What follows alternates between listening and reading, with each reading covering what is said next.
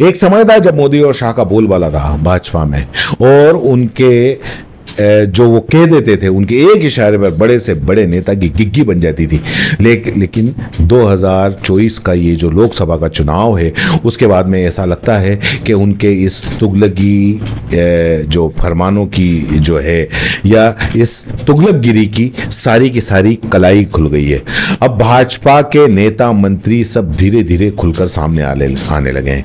पहले तो यह था कि कोई भी नेता, बड़े से बड़ा नेता हो, चाहे राजनाथ सिंह हो या कोई भी नेता मंत्री पार्टी का हो और या पार्टी के बारे में कुछ भी बयान देने से पहले 4 बार सोचता था कि मोदी और शाह के बारे में कि अगर मान लो कुछ बयान दिया तो ये क्या एक्शन ले लेंगे। तो इसलिए कोई इस तरीके का कोई बयान नहीं देता था। लेकिन अब 2024 के जो लोकसभा के चुनाव हैं उसके बाद अब पर्दे पर सीन बदल गया है। चुनाव ने ये बता दिया है कि भैया आला कमान एक समय तक और एक हद तक ही आला कमान रहे तो बेहतर है, वरना पार्टी के कार्यकर्ता हो या फिर जनता हो, आईना दिखाई देती है। और ऐसा ही कुछ हुआ है राजस्थान की सत्ता में। राजस्थान की भाजपा में इन दिनों देखने को मिल रहा है कि जेपी नड्डा साहब जो देश में भाजपा के राष्ट्रीय अध्यक्ष हैं, और किरोड़ी बाबा, खैर किरोड़ी बाबा तो किरोड़ी बाबा हैं, जेपी नड्डा ने किरोड़ी बाबा को लाख समझाया कि अभी इस्तीफा मत दो, लेकिन किरोड़ी बाबा नहीं माने और इस्तीफा दे दिया। बेचारे भजन लाल शर्मा, कहने को तो मुख्यमंत्री हैं लेकिन बस ऐसा लगता है कि वो सिर्फ कहने भर के ही हैं। वो 20 दिनों तक इस्तीफा लेकर किरोड़ी बाबा का इंतजार करते रहे कि इसका करूं क्या। किरोड़ी बाबा मान नहीं रहे और आला कमान है कि उनको मनवा नहीं पा रहे हैं। तो आखिर कार खुद किरोड़ी बाबा सामने आए और उन्होंने घोषणा कर दी कि भैया 20 दिन हो गए, बहुत दिन हो गए, अब मैं घोषणा कर रहा हूं। और उन्होंने घोषणा कर दी कि भैया अपन तो चले, ये मंत्रिमंडल अब तुम्हारे हवाले, राजस्थान साथियों बोल के उन्होंने इस्तीफा दे दिया। राजस्थान में किरोड़ी का सरकार में नहीं होना मतलब आप समझ लीजिए कि वो खुलकर मैदान में है और सरकार के लिए कभी भी वो बड़ी मुश्किलें खड़ी कर सकते हैं। अब अंदर खाने की जो रिपोर्ट आई है वो रिपोर्ट ये है कि किरोड़ी बाबा को राज्यपाल बना दिया जाएगा। तो इसका जवाब आया कि भैया मुझे गुलाबचंद कटारिया समझने की कोशिश मत करना, मैं एक किरोड़ी हूं। जब मंत्री पद ठुकरा दिया तो राज्यपाल तो मैं आज बनूं न कल। और साथ ही साथ उन्होंने ये भी कह दिया कि मुझे सतीश पूनिया समझने की कोशिश भी मत करना कि प्रभारी बनाकर राज्य निकाला दे दोगे उपचुनाव के अंदर, और ना ही राजेंद्र राठौड़ समझना कि जो ना घर का रहा ना घाट करा। तो बहरहाल जो पर्दे पर सीन है वो बड़ा जबरदस्त है। मतलब किरोड़ी एक तरीके से मिर्जापुर के गुड्डू भैया बन गए, फुल फॉर्म में है। और मोदी जी फिलहाल कालीन भैया बने हुए हैं, जिनकी कभी चलती थी लेकिन फिलहाल जो मिर्जापुर के जो कालीन भैया हैं उनकी तरह वो शांत हैं। अभी कोई सुन नहीं रहा, उनकी गद्दी भी सपोर्ट से वो चला रहे हैं। तो कुल मिलाकर राजस्थान का मामला टाइट है। इधर वसुंधरा राजे की अगर हम बात करें तो वसुंधरा राजे अभी चुप है। भजन लाल बेचारे करे तो क्या करें, जाए तो जाए कहाँ, करे तो करे क्या। जब कुछ नहीं सूझा तो वो वसुंधरा की शरण में चले गए, घर मिलने चले गए, उनसे चर्चा की। अब ये जो चर्चा हुई है उसकी खबर भी बड़ी गर्म है, क्योंकि वसुंधरा राजस्थान की राजनीति से फिलहाल जो पर्दे पे दिख रहा है किनारा किए बैठी हैं और वो सही मौके के इंतजार में है। और भजन लाल से कुछ समझ नहीं रहा। 10 जुलाई को बजट है। वसुंधरा और क्योंकि वो सीएम थी तब वित्त मंत्रालय उन्होंने अपने पास में ही रखा था, और ऐसा लगता है कि भजन लाल शर्मा जो मुख्यमंत्री हैं बजट को लेकर वसुंधरा के पास में गए होंगे, या फिर उपचुनाव में जो 5 विधानसभा सीटों पर जो उपचुनाव होने हैं राजस्थान में उनको लेकर गए होंगे कि महारानी जी कृपा कर दो, कहीं तो 2, 4, 5 जनसभाएं कर दो। तो फिलहाल काफ़ी कुछ अटकलें हैं, लेकिन कहना पड़ेगा कि वसुंधरा के वक्त मोदी जी को राजस्थान से 25 के 25 सीटें मिली थी और इस बार 1 नहीं 2 नहीं पूरी की पूरी 11 सीटें खिसक गई हैं। और कुछ सीटें तो ऐसी हैं जो बहुत कम मार्जिन से जीती हैं। तो अब शायद है कि आला कमान को भी ये समझ में आ गया होगा वसुंधरा का राजस्थान के अंदर कितना बड़ा कद है और क्या जादू है।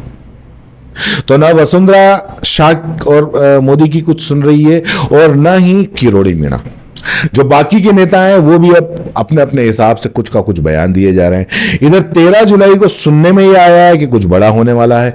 बड़े होने का मतलब ये सत्ता से है, यानी कि भजनलाल सरकार में बहुत कुछ उथल पुथल होने वाला है, क्योंकि 13 तारीख को जेपी नड्डा आएंगे और कार्य समिति की बैठक के अंदर हिस्सा लेंगे और उस वक्त ऐसा माना जा रहा है कि काफी कुछ उठक पटक होगी। दरअसल राजस्थान में आला कमान यानी कि मोदी और शाह अपने हिसाब की अपने तरह की बीजेपी चाहते थे, नई बीजेपी चाहते थे, ऐसी बीजेपी चाहते थे कि मतलब ऐसा नेता हो जो उनको झुक झुक कर सलाम करता रहे, जो मोदी शाह बोले वो बिना कोई सवाल किए वो करते चले जाए, कोई उनका फायदा नुकसान कुछ नहीं देखे, बस साहेब का हुक्म बजा दो। उनको लगा गुलाब चंद कटारिया आड़े आ सकते हैं, गुलाब चंद कटारिया को बना दिया राज्यपाल और उनको भेज दिया असम। सतीश पूनिया उनको बाहर भेज दिया, राजेंद्र राठौड़ उनको कुछ नहीं दिया, लेकिन डॉक्टर किरोड़ी लाल मीणा वो अब काबू नहीं आ रहे हैं, क्योंकि किरोड़ी मीणा के बारे में उन्होंने सोचा था कि किरोड़ी मीणा का क्या है, क्योंकि मीणा जो बिरादरी है, जो उनका वोट बैंक है, अब वो शायद है कि रहा नहीं, क्योंकि इधर भारत आदिवासी पार्टी है वो खड़ी हो गई है और उनके जो नए नेता हैं राजकुमार रोत, उनकी जगह उन्होंने ले ली है। इसलिए अब किरोड़ी मीणा में ज्यादा दम रहा नहीं, इसलिए उन्होंने किरोड़ी मीणा को इग्नोर करना शुरू कर दिया और ये बात किरोड़ी मीणा समझ चुके थे। वो संकेत दे दिए थे कि डॉक्टर किरोड़ी लाल मीणा अब इस मतलब जो आला कमान ने वो संकेत दिए थे कि डॉक्टर किरोड़ी लाल मीणा अब इस पार्टी में आपको जरूरत नहीं है, और ये बात किरोड़ी लाल मीणा भी समझ गए थे और इसीलिए ये विवाद बढ़ता गया और जो इस्तीफे वाला मुद्दा है किरोड़ी मीणा ने उसको गरमा दिया। 5-5 चिट्ठियां लिख दी। अब किरोड़ी किसी के काबू में नहीं आ रहे हैं, आला कमान को तो वो भाव भी नहीं दे रहे ऐसा लगता है। अब दरअसल आला कमान में जब चिट्ठी देकर राजस्थान के मुख्यमंत्री की घोषणा की थी तो आला कमान ने सोचा था कि अब सब कुछ कंट्रोल में आ जाएगा, राजस्थान की जो सरकार है वो दिल्ली से चलेगी, जितने भी जो नेता हैं वो कार्यकर्ता हैं जो दिल्ली की तरफ मुंह करके झुक झुक कर सलाम करेंगे, लेकिन ऐसा हुआ नहीं। नतीजा क्या हुआ? नतीजा ये हुआ कि लोकसभा में बीजेपी 11 सीटें हार गई, 4-5 सीटों पर हारते हारते बची। कुछ सीटों के लिए किसी को जिम्मेदार ठहराया गया, किस सीटों के लिए कुछ नेताओं को जिम्मेदार ठहराया गया, और वो एक अलग बात है कि किसको क्या ठहराएगा, वो फिर कभी हम और बात करेंगे। लेकिन वसुंधरा की खामोशी ने रंग दिखाया और डॉक्टर किरोड़ी लाल मीणा के बेबाक बयानों ने रंग दिखा दिया, यानी कि एक नेता जो था वो चुप रहकर आला कमान को संकट में डाल रहा है और एक नेता अपने बयानों से आला कमान को संकट में डाल रहा है। आला कमान जो खुद हैं अपने दम पर हाँकना चाहते थे पूरे प्रदेश की बीजेपी को, सत्ता को, संगठन को, अब लगता है कि कहीं ना कहीं आला कमान बैकफुट पे है, या मतलब उनके ये समझ से बिल्कुल परे हो गया है। 6 महीने हो गए हैं राजस्थान में बीजेपी में जो संगठन मंत्री होता है, महासचिव संगठन का जो होता है, जो आमतौर पर आरएसएस का होता है, उसका पद भी खाली है। आपको जानकर ये हैरानी होगी कि चंद्रशेखर थे जो पिछले 6 महीने से तेलंगाना भेज दिए गए हैं, तब से वो पद खाली है, प्रदेश प्रभारी का पद खाली है। अब आला कमान चाहे तो पर्ची निकालकर भजनलाल को मुख्यमंत्री जैसे बना दिया है, ऐसे ही किसी को भी बना सकता है राजस्थान का प्रभारी, लेकिन ऐसा हो नहीं रहा है। संघ की तरफ से कोई प्रपोजल नहीं आ रहा है क्योंकि संघ अलग नाराज बैठा हुआ है।